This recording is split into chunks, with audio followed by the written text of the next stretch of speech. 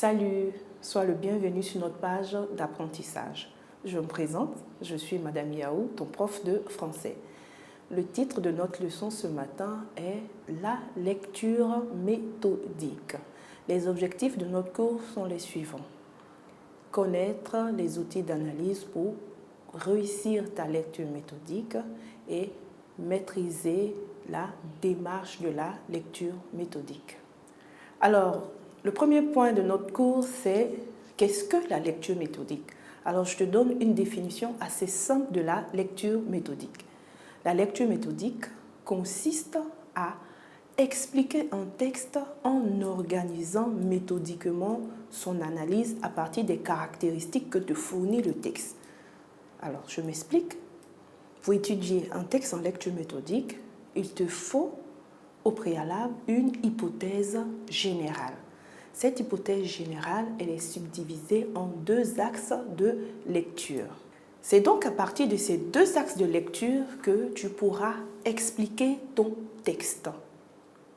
Après ce premier point sur la définition, nous allons aborder ensemble les différents outils pour étudier un texte. Ce qu'il faut savoir, c'est qu'un texte t'offre d'énormes possibilités d'étude. Et ces possibilités, c'est ce que j'appelle les outils d'analyse. Je te donne quelques exemples. La structure du texte, les temps verbaux, les figures de style, appelées communément les images, le système énonciatif, les pronoms personnels, les types et les formes de phrases, les temps verbaux. Voilà ce que nous appelons les outils d'analyse. Alors, tu dois les observer à l'intérieur de tout texte. Les outils ne sont pertinents que par rapport au genre de texte. Les outils utilisés pour un texte romanesque, un récit, seront bien différents pour un texte théâtral ou un texte poétique. À toi de les maîtriser. Le deuxième point que tu dois savoir, c'est la démarche de la lecture méthodique. La première étape consiste à situer ou présenter le texte.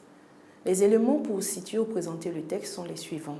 Le titre de texte, le titre de l'œuvre, le nom de l'auteur et l'axe d'étude.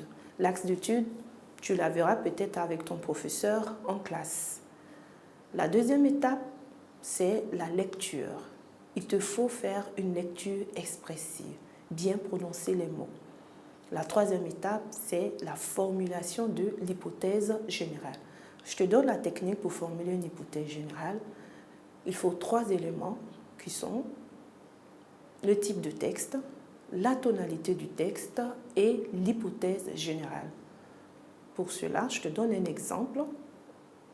Monologue à tonalité lyrique évoquant le dilemme de Rodrigue. Une fois l'hypothèse générale formulée, la 4e étape est la vérification de l'hypothèse générale. Celle-ci se fait en 2 points.